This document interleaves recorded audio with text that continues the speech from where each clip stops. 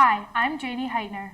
And I'm Denisha Demer. Welcome back to this week's episode of Johnnie Bennie Campus News, CSB-SJU's weekly news show, keeping you up to date with what's going on around campus. First up this week, JUC is hosting a mini game night tonight, Friday, November 2nd, from 8 to 10 p.m. in the HCC Fieldhouse. The game night features a carnival theme with mini competitions. Winners will be entered to win prizes such as gift cards. The first annual CSB-SJU Fall Chess Classic is tomorrow, Saturday, November 3rd at 3:30 p.m. The competition is open to all students, and online registration will run until the tournament starts. Students can also register at the event in Alcuin 381 and play in Alcuin 391. Late registrants can still participate. Attention Starved Children is having an improv night this Saturday. Attention Starved Children is a student improv group on campus. Students are welcome to come watch the show on Saturday night in Goretzky 204 from 9 to 11 p.m. There will be free popcorn and drinks for all. Now we go to reporter Maya Christensen, who had the opportunity to interview former U.S. Senator and SJU alum Dave Durenberger on the importance of community relationships and voting.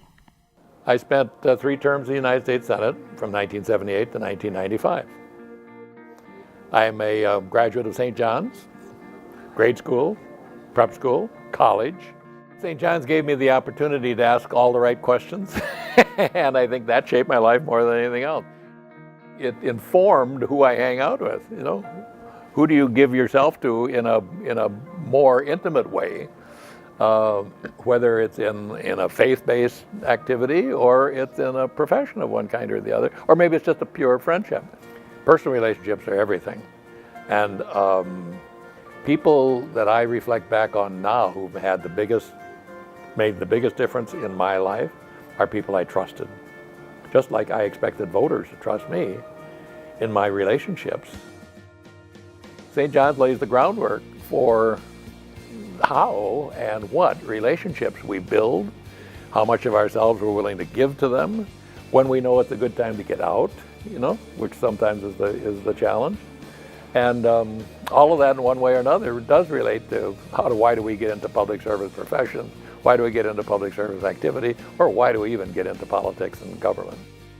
What's next depends in large part on understanding who shapes the future of your community. Communities are training grounds for going farther and actually doing something about the things you're talking about. Health, education, housing, higher education, the environment, you name your favorite concern.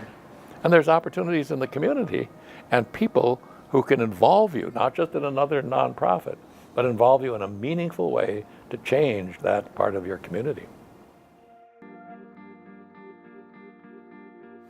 So how do we understand our community? How do we look at it? How do we understand the influences on our community? How many of them are business influences? How many of them are local politics? How many of them are state politics or government? How many are national? And what can we do about it? I think that the greatest value in higher education today is making a choice that says, I'm going to learn something about civics and the civil society while I'm in college. Because I get to learn it from people who are experts on the subject. They don't teach political science, they teach involvement. The best place to seize any opportunity that might lead you into politics or into public policy, into a government position, is right in the community itself. There's so many ways in which committing yourself to what we call civic action, you know, the reconstruction of the civic order in all of our communities. You don't have to hold an elected office to have an influence. What I tell my grandkids, all 14 of them, is how important 2 things are: voting and getting yourself involved in the process of picking candidates or becoming a candidate. Both of these are important. They go together. Doesn't have to be a full-time job. This is all part-time activity. Doesn't take that long.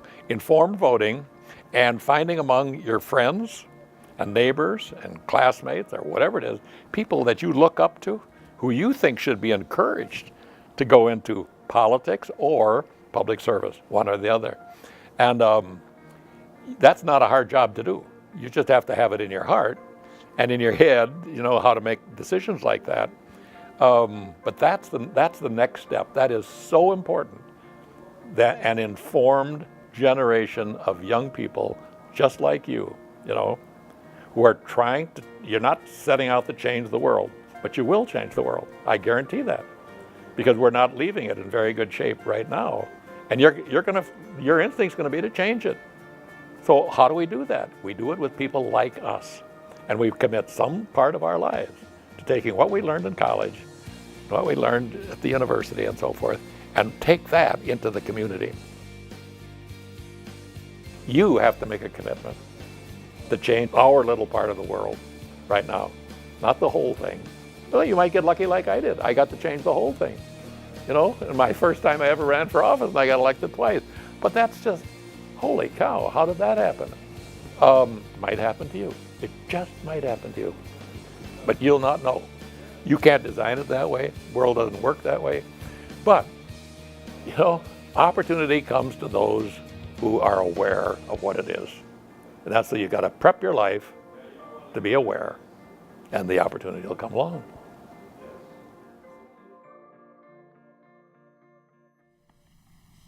We here at JBCN would like to take a moment to remind everyone to get out and vote this Tuesday, November 6th. No matter where you stand on political issues, if you are a U.S. citizen, you have a say in who represents you. For those of you that may feel your vote doesn't count, know that in the local elections, your vote is incredibly important. CSB-SJU students can vote in the area. If you have not already submitted an absentee ballot for home, you can head to a polling site near campus and vote in the district. In Minnesota, voters can register the day of election. SJU students vote in the Great Hall at St. John's, and CSB students vote in Alum Hall in the HCC. Off-campus students living west of College Avenue vote in Alum Hall, and those living east of College Avenue will vote in the St. Joseph Government Center. Bring your I Voted sticker to Brother Willie's Pub on election night for a celebration of civic engagement, games, music, and live updates on the election results. Hosted by the McCarthy Center from 7 p.m. to 9 p.m. Finally, the Experience and Professional Development Office is hosting Connections Expo on Wednesday, November 7th, formerly known as the Career Expo. It is an opportunity for students to learn from alums and employers about career possibilities and connect with professionals in a wide variety of fields. To wrap up this week's show, we go to our sports segment with Brendan Oxley. The number 4 ranked SJU football team clinched the MIAC title in their last win against Concordia Moorhead 42-14, giving them an NCAA playoff berth. Next up, this Saturday, November 3rd, they host a home game against Hamlin. Women's cross country is participating in the fall finale today at 5:45 p.m. Morgan Pierce was named the MIAC Cross Country Athlete of the Year. Both Pierce and Abby Goff have earned all MIAC honors. SJU hockey opened their season with a tough 3-2 loss against St. Thomas, but showed no signs of discouragement as they came out on top of their next game against Bethel 6-1. The Johnnies are back in action tonight at 7 p.m. against UW River Falls in the Herb Brooks National Hockey Center. Blazer hockey started the season with a convincing 5-1 win against Chatham University, but fell short in their next game against Concordia University, Wisconsin, with a score of 4-2. A team scrimmage and an alumni game will take place before their next home game against Hamlin on Thursday, November 8th. The Johnnie and Bennie soccer seasons came to a close recently. The Johnnies were bested by Carleton with a score of 2-0, and CSB lost a tightly contested game 1-0 against St. Kate's. That's all for JBCN Sports. I'm Brandon Oxley. That's all for this week's episode. Thanks for tuning in. I'm Janie Heitner. And I'm Denisha Demerit, reporting for Johnnie Bennie Campus News. Make sure to check back in next time to stay up to date with what's going on around campus.